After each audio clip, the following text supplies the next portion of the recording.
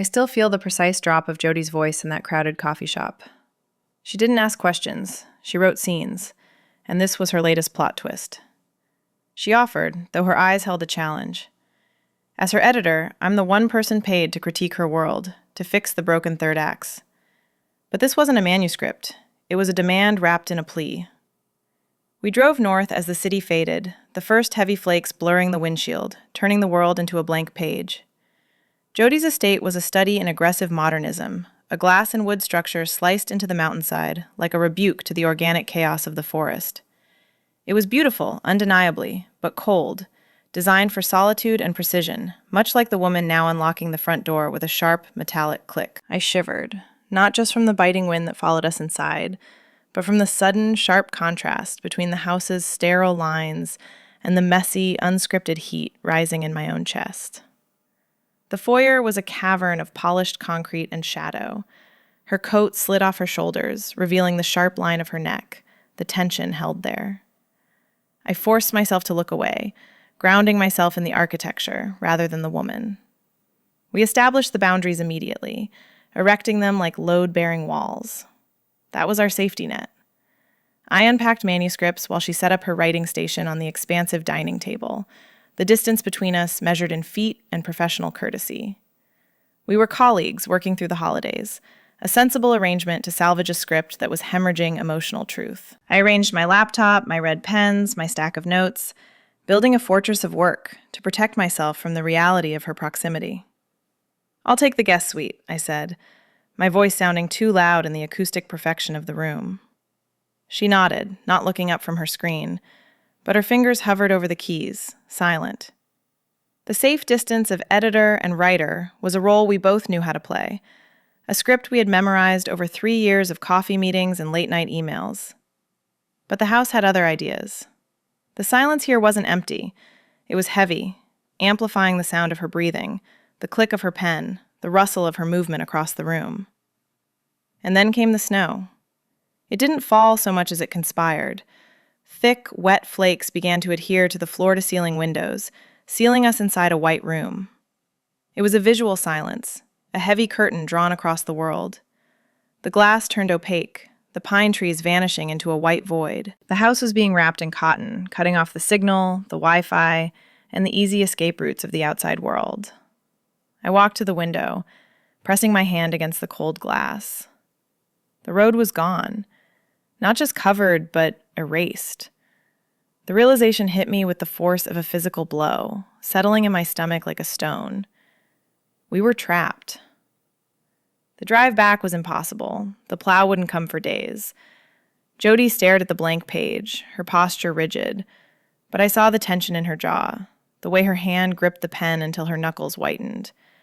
She knew it too. The isolation wasn't just geographical anymore. It was absolute.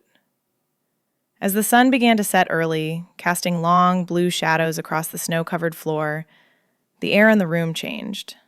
It thickened, charged with an electricity that had nothing to do with the storm. I looked at her, really looked at her, and saw the crack in her armor. The editor and me wanted to fix the scene, to suggest a dialogue change to break the tension. But the woman in me just wanted to cross the room. The sun dipped below the horizon, and the reflection of the fire turned the glass walls into mirrors, forcing us to see only each other. The night was coming, and with it, the inevitable collapse of our walls. The evening didn't just arrive, it conquered. The glass walls, so impressive by day, turned into black mirrors reflecting our hesitation back at us. The temperature inside dropped, the heating system humming a low, futile complaint against the storm burying us alive. That cold forced a migration. We gravitated toward the central hearth, the only part of the house that felt like it had a pulse. Jodi moved through the shadows, her silhouette sharp against the firelight.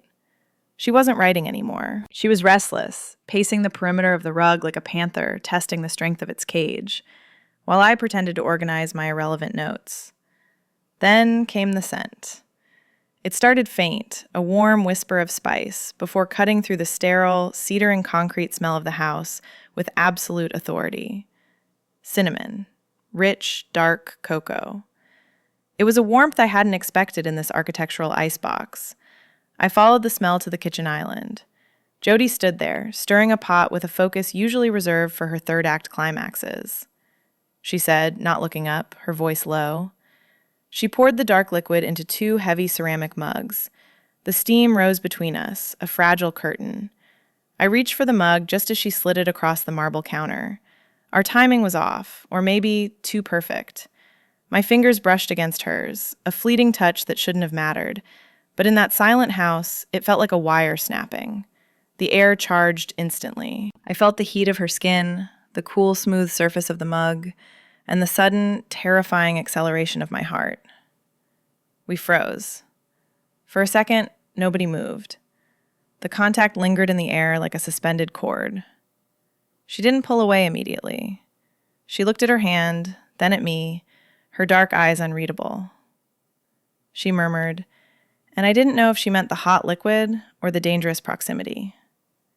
We retreated to the rug, sitting on opposite ends, laptops open like shields. I tried to focus on page 42. The words on the screen looked flat, two-dimensional. The dialogue felt wooden compared to the heavy silence stretching between us. I read the same sentence 3 times. He reached for her. It felt like a lie. The real tension wasn't on the page. It was vibrating in the space between our shoulders. Every time she shifted, every time she took a sip of that cinnamon-laced cocoa, my focus shattered. The fiction was failing us. Jody's voice cut the silence. I looked up, expecting her to be talking about the scene. She wasn't looking at her screen. She was watching the fire, her profile softened by the orange glow. The script, I hedged. She turned to me then, removing her glasses, a gesture of stripping away armor. No, the reason I brought you here. She set her mug down with a deliberate click. I didn't just need an editor. I needed... She hesitated, searching for the word with the same precision she used in her drafts. The empty space. When I'm alone, it drowns out the characters. I can't hear them. I stared at her. Jody, the untouchable screenwriter, the woman who negotiated contracts with a shark's grin, was admitting she was afraid of the quiet. The vulnerability in her eyes cracked my professional resolve. She looked tired, human, and devastatingly beautiful in the firelight. You wanted noise? I asked softly. I wanted a heartbeat, she corrected. I wanted to know I wasn't the only living thing in the snow. That admission hung there, raw and unflinching. It stripped away the colleague label and left us as just 2 women, trapped in a glass box, circling a truth neither of us dared to name. The fire eventually burned down to glowing embers, casting long, dancing shadows that seemed to reach for us. The heat in the room dissipated, but the heat between us, that new, terrifying awareness, remained. It followed us out of the living room and into the dark hallway. "Good night," she said at her door, her voice dropping that octave again, vibrating in my chest. "Good night," I managed. She didn't close her door immediately. She watched me walk away, and I could feel her gaze like a physical touch on my spine. I closed my door and leaned against it, listening to the silence. It wasn't empty anymore. It was full of her. Day 2 broke, not with light, but with a heavier, suffocating shade of gray. I went to the window, coffee in hand, expecting to see the sleek black lines of our cars. Instead, I saw 2 white mounds, burial cairns left by the night. The snow wasn't stopping. It was relentless, a white noise that filled every corner of the world, burying the road, the path, and any hope of leaving. Then the house shuddered. The lights flickered, once, twice, and died. The low hum of the refrigerator, the digital clock on the oven, the ambient buzz of modern life. Silence. Real, heavy silence. The kind that rings in your ears. We were forced back to the hearth. It wasn't a choice anymore. It was survival. The hierarchy of boss and employee, of genius screenwriter and editor, evaporated in the face of a temperature dropping 10 degrees in an hour. We became 2 bodies needing heat. Jody wrestled with the woodpile in the mudroom, having abandoned the cashmere cardigan for a heavy flannel shirt, sleeves rolled up to her elbows. There was a surprising competence in the way she handled the logs, a physical capability I'd never seen in the boardroom. She wasn't holding a pen. She was wielding a hatchet, splitting kindling with a sharp, rhythmic thwack. The flex of her forearm, the dusting of sawdust on her dark pants, the flush rising on her neck. It was a raw, unpolished version of her that made my mouth go dry. She said, catching me watching. She didn't smile, but her eyes held a spark of that same raw energy. We built the fire together, knees touching on the hearth rug, passing logs like we were building a foundation. The flames caught, roaring to life, and we settled into the only warm radius in the house. The afternoon blurred into a heavy, comfortable quiet. We weren't working, not really. I was pretending to read a novel, she was writing. But not on the laptop, the battery was being saved. She was writing by hand, in a leather-bound notebook. The scratch of her pen against the paper was the only sound in the room. A rhythmic scritch-scratch that felt hypnotic. The blue light of screens usually washed her out, but here, in the firelight, she looked vivid. Her brow was furrowed, a tiny vertical line of concentration etched between her eyes. She bit her lip, not anxiously, but with a hunger, as if she were tasting the words before she set them down. Jody said suddenly, not looking up. The pen didn't stop moving. Who? I asked, though I knew. The protagonist, in the second act. She can't leave the house. Because of the storm? No. Jody finally looked up, her gaze intense, stripping away the fiction. Because she's realized that leaving means going back to a life where nobody actually sees her. They see the success. They see the awards. But they don't see the woman who drinks cold coffee because she forgets to sip it, or the woman who... She trailed off, the pen hovering. The woman who hates the silence, I finished for her. Jody held my gaze, unflinching. Exactly. She stays because the storm is the only thing that justifies her stopping. If the world stops, she doesn't have to perform anymore. That sounds... I searched for the right editorial term, but found only the truth. Lonely. It sounds incredibly lonely to only feel safe when the world is ending. Maybe, she whispered, looking back at the fire. Or maybe it's just honest. The wind howled outside, a feral shriek that rattled the heavy glass panes. The fire popped, a log shifting, sending a shower of sparks up the chimney. Instinctively, we both leaned in, the radius of warmth shrinking as the room grew colder. The storm was pushing us together, compressing the space until the air between us felt thick, heavy with the weight of her confession. We were no longer discussing a character. We were discussing the woman sitting 3 feet away from me, and the terrifying realization that I was the only one currently seeing her. The walls were closing in, but for the first time, I didn't want to push them back. I wanted to see what happened when there was no space left. By the 3rd hour of darkness, the house had turned hostile. The glass walls, previously our window to the storm, were now just sheets of ice, radiating cold into the room. The fire was fighting a losing battle against the cubic footage of the open-plan living space. We had migrated closer and closer to the hearth until we were practically inside it, but the chill was seeping into our bones, ignoring our layers. The distance we'd maintained, my side of the rug, her side of the rug, was becoming physically impossible. Jody stood up, the movement abrupt. She vanished into the shadows of the hallway, the sound of her footsteps swallowed by the dark house.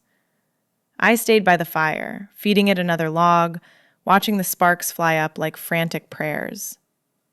When she returned, she was carrying a mountain of heavy, slate-gray wool. A blanket. Not a guest bedroom throw, but something substantial. Something from her own bed. She didn't hand it to me. She sat down next to me. Close. Dangerously close. And threw the wool over both of our shoulders. It settled around us like a heavy wing. The air underneath the blanket changed instantly. It was a capsule of warmth. But more than that, it was a sensory overload. The wool smelled of the cedar chest it had been stored in, of the wood smoke clinging to the room. But underneath those top notes was the base note of Jody herself. It was a scent of expensive amber and skin.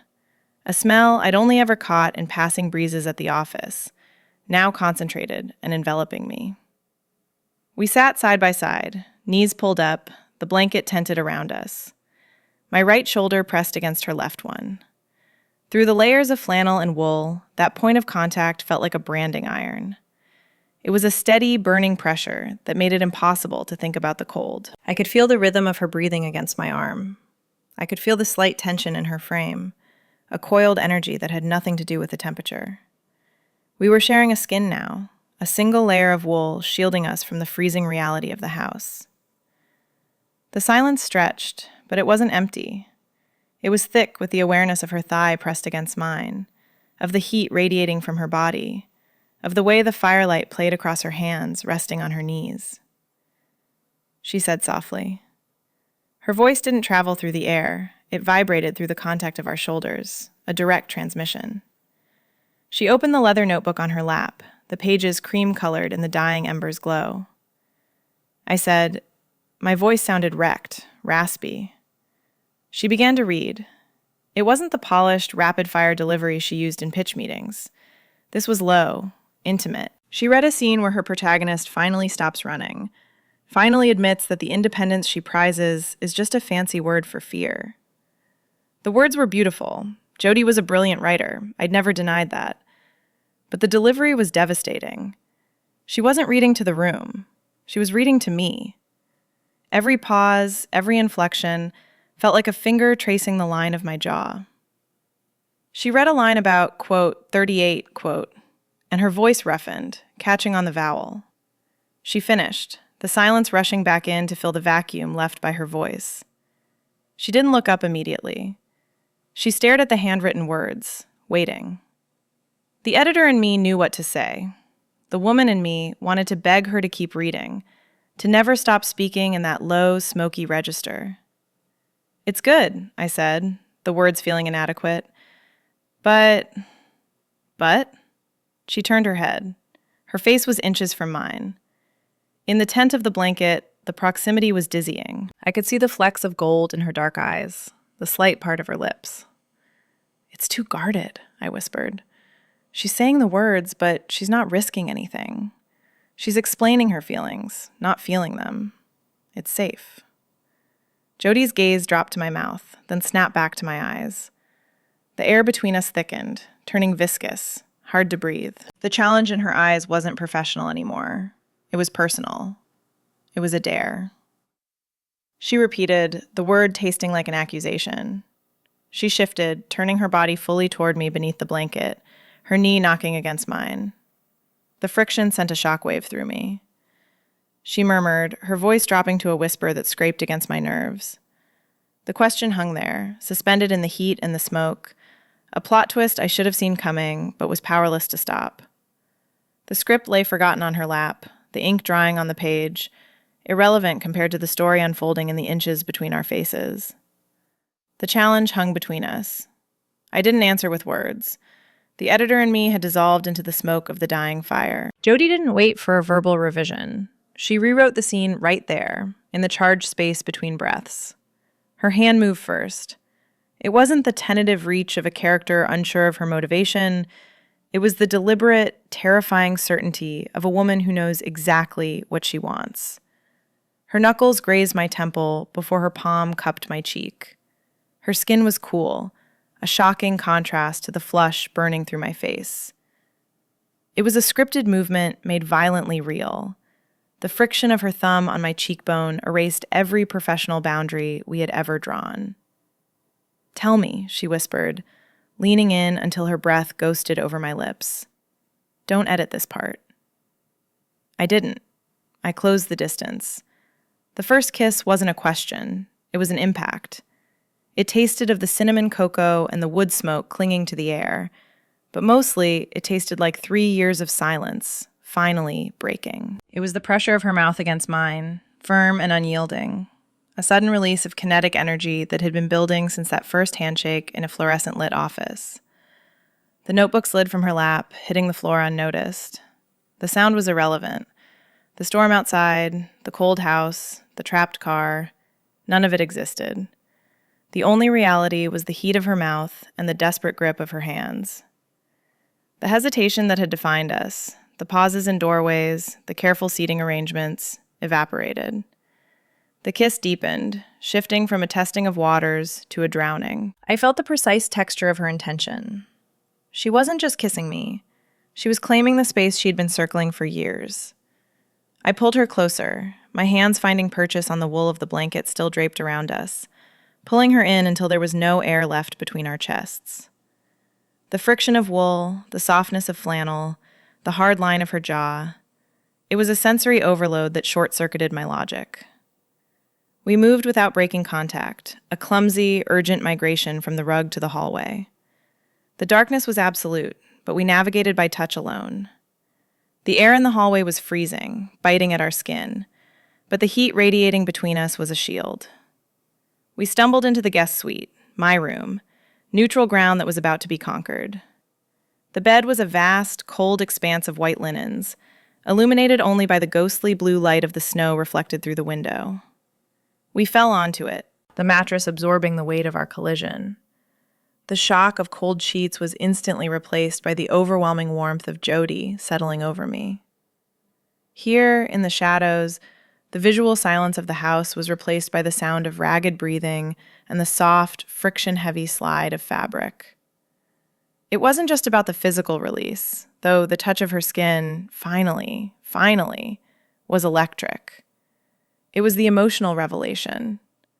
When her hands moved over me, they weren't exploring a stranger. They were recognizing a familiar landscape.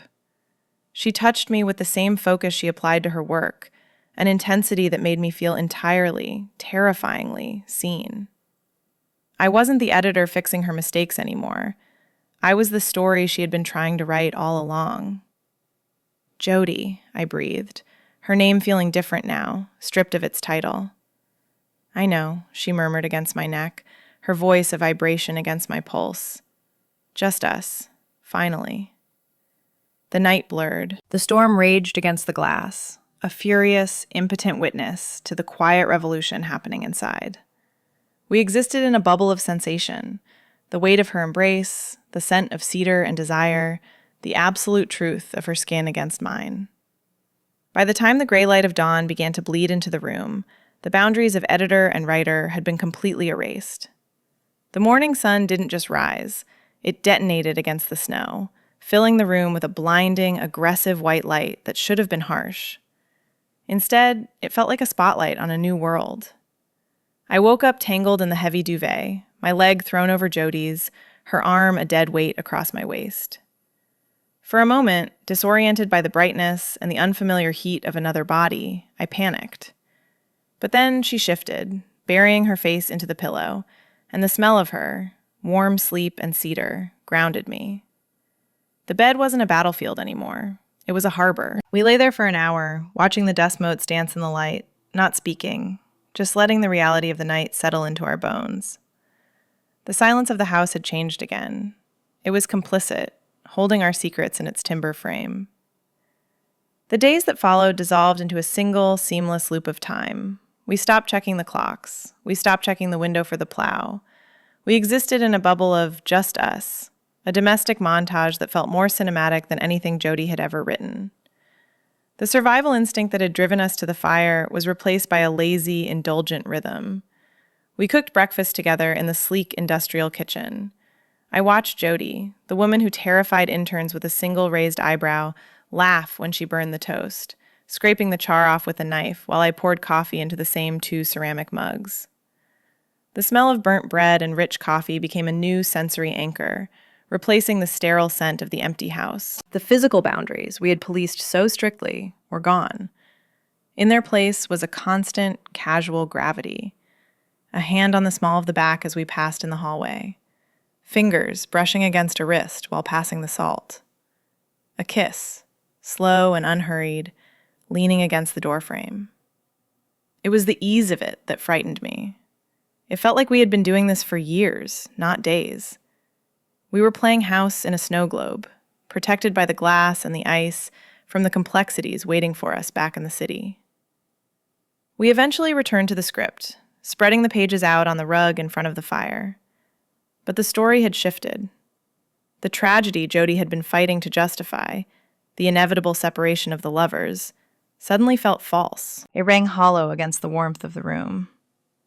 It doesn't work, she said, staring at the page, her pen hovering. Why would they leave? Why would anyone leave this? She wasn't talking about the characters. She looked at me, her gaze intense and searching. We rewrote the ending together. It wasn't a tragedy anymore. It wasn't a neatly tied bow either. It was an open door, a hopeful uncertainty that mirrored the terrifying fragility of our own situation. We wrote a scene where the protagonist chooses the risk of staying over the safety of leaving. The snow on the windows remained our guardian. It was a thick, white curtain that kept the world at bay. As long as the roads were buried, we didn't have to be editor and client. We didn't have to explain this to HR or navigate office politics. We could just be two women reading aloud to each other as the fire crackled. But even in the safety of the bubble, the fear lingered. We were brave in the dark, whispering promises against each other's skin, but the bright light of day brought the inevitable questions we were too cowardly to ask aloud. What happens when the melt comes? I asked one evening, tracing the line of her palm with my thumb. The fire was dying down, the shadows lengthening. Jody tightened her grip on my hand. Let's not write that scene yet, she whispered. Let's just stay in this act a little longer. She was editing real life, trying to extend the montage, trying to keep the pacing slow. But nature doesn't take direction. The shift happened on the 7th morning. I woke up not to the silence, but to a sound that tore through the bubble like a knife. The low, mechanical scrape of metal on asphalt. A snowplow. Distant, but getting closer. The sound of the world coming to reclaim us. I looked at Jody, still asleep, unaware that the clock had started ticking again. I felt a cold dread settle in my stomach. The snow had stopped falling. The sky was a hard, brilliant blue. The roads were opening. The script was finished, the storm was over, and the safety of our isolation was about to be breached by the one thing we couldn't edit: reality. The plow scraped against the asphalt, a harsh, metallic scream that signaled the invasion. It wasn't just the road opening. It was the world rushing back to reclaim its territory. The moment the router flickered from red to green, the spell fractured. The silence holding us shattered under the staccato rhythm of notifications. Ping, ping, buzz. Emails, missed calls, the demands of a production schedule that didn't care about the suspended reality of a snowstorm. I watched Jody pick up her phone. Her posture changed instantly. The fluid lines of the woman who burned toast vanished, replaced by the rigid architecture of the screenwriter. She swiped a thumb across the screen, her brow furrowing with administrative annoyance. They moved the pitch meeting, she said, her voice cool, stripped of the smoky intimacy of the bedroom. We need to leave within the hour. The packing was a silent autopsy of our week. I folded the flannel shirts, the heavy wool socks, placing them into my bag like evidence I needed to hide. The bed, our harbor, was stripped efficiently, revealing the bare mattress underneath. It looked cold. It looked like a mistake. Every item I packed felt like a retraction. The toothbrush from the shared cup, the book from her nightstand. We moved with terrifying politeness, avoiding the accidental touches defining the last few days. The air in the room wasn't charged anymore. It was brittle. One wrong word, one acknowledgement of the fear sitting in my throat, and the whole thing would break. Jody was already at the door, her coat buttoned high, her sunglasses shielding her eyes. She was checking her watch. The transformation was complete. The woman who whispered quote 65 was gone, hidden behind the armor of efficiency. She was protecting herself, I knew that. She was rewriting the scene to make it safe, editing out the vulnerability before we hit the city limits. But it hurt. It felt like a rejection more violent than any critique. Quote 66, she asked, not looking at me, keys jangling in her hand. I lied. The drive back was a mirror image of the journey up, but distorted. The snow was no longer a magical curtain. It was slush on the side of the highway, gray and ugly. The silence in the car wasn't comfortable quiet. It was a vacuum. I looked at her hands on the wheel, the same hands that had mapped my body with such reverence, and they looked like strangers' hands now, gripping the leather at 10 and 2. We didn't mention the open door ending. Instead, we filled the vacuum with the safe, suffocating noise of business. Schedules, deadlines, the logistics of next week. The city skyline appeared, a jagged line of gray against the blue. It felt like a prison. As we navigated the familiar streets to my apartment, I waited. I waited for her to reach across the console. I waited for her to say, "This doesn't stop here." I waited for a plot twist. Jody just drove, her eyes fixed on the traffic, her jaw set. She pulled up to my building and kept the engine running. The vibration of the car hummed through the seat. I unbuckled my seatbelt, the sound loud in the small space. "Thanks for the lift," I said, the words tasting like ash. She finally turned to look at me. For a second, just a fraction of a second, I saw the panic behind her sunglasses. I saw the woman from the firelit rug. But then she blinked, and the screenwriter returned. "I'll email you the notes on Monday," she said. Professional. Final. I stepped out onto the sidewalk. The city air bit at my face, sharp and smelling of exhaust and old snow. It was colder than the mountain. I closed the car door with a heavy thud. I didn't watch her drive away. I couldn't. I stood there, bag over my shoulder, listening to the engine fade into the city noise, realizing that the silence of the snowstorm had been the only place where we could speak the truth. Now, the real silence, the silence of things unsaid, was just beginning. The silence in my apartment wasn't the heavy, companionable quiet of the snowed-in cabin. It was thin and sharp, vibrating with the frantic energy of the city that bled through the walls. I sat on my beige sofa and waited for a notification that never came. The phone lay on the coffee table like a dormant grenade. I checked it every 3 minutes. Nothing.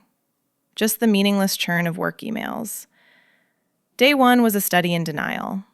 I told myself she was buried in logistics, handling the fallout of the delayed schedule. She was the executive producer now. She had fires to put out. I poured wine and watched the door, half expecting her to knock, breathless and apologetic. Day 3 brought the notification that shattered the illusion. It popped up on my laptop screen, a sterile system alert from the studio server. project_north_final_draft_v4.pdf, uploaded by j.warner. Access restricted. I stared at the timestamp. 4 p.m. She had submitted the script, without the notes we had discussed while tangled in the sheets. Without me.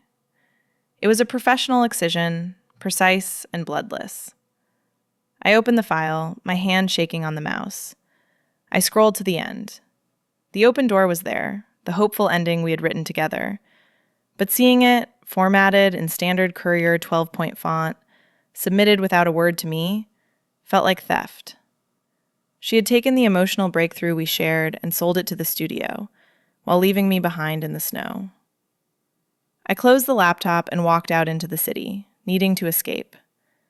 I ended up in a crowded bakery, seeking noise. The air inside was warm and thick with sugar, but then the oven door opened behind the counter. The smell hit me with the force of a physical blow. Cinnamon. It wasn't just a scent, it was a time machine.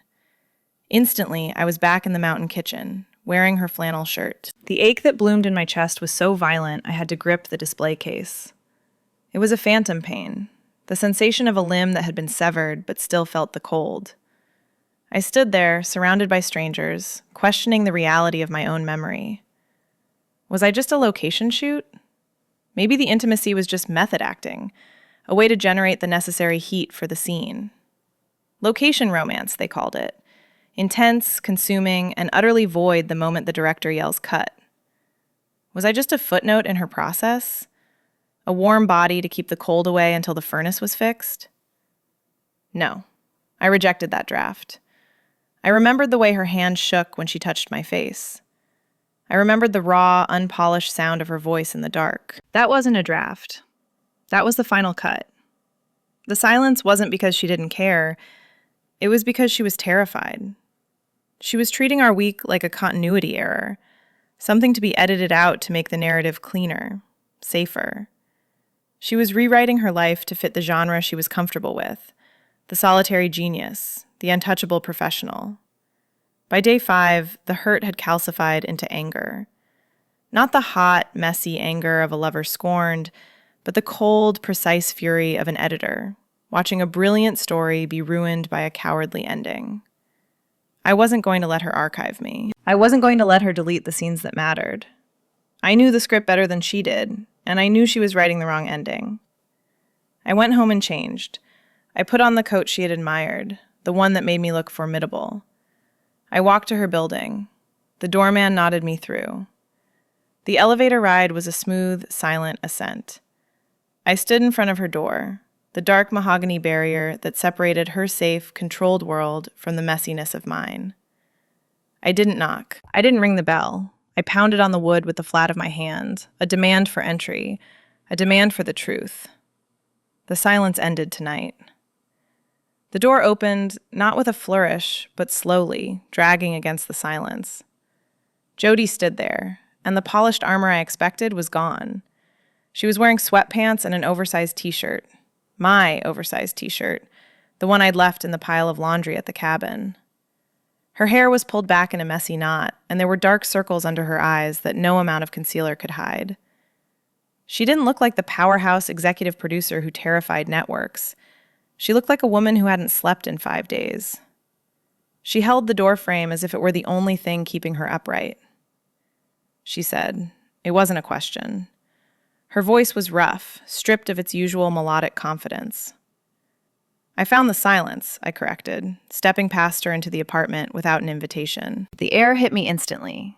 It wasn't the sterile, conditioned city smell I expected. It was warm. It smelled of cedar and cinnamon. A candle burned on the coffee table, the scent aggressive and familiar.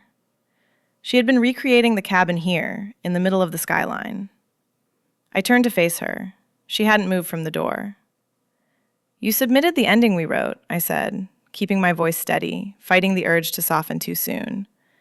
But you cut the co-writer. You filed the paperwork to make the emotion profitable, then you ghosted the person who gave it to you.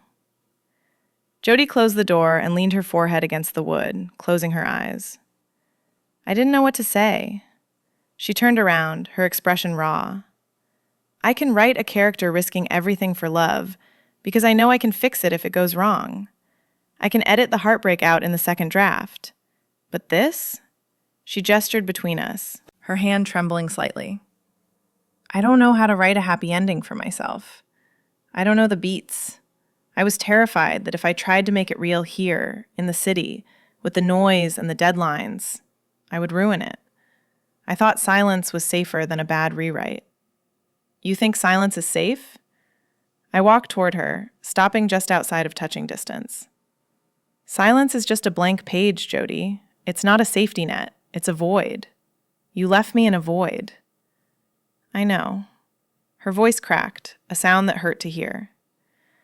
I missed you. God, I missed you. Every time I looked at the script, I just saw you. Every time I tried to work, I smelled the wood smoke.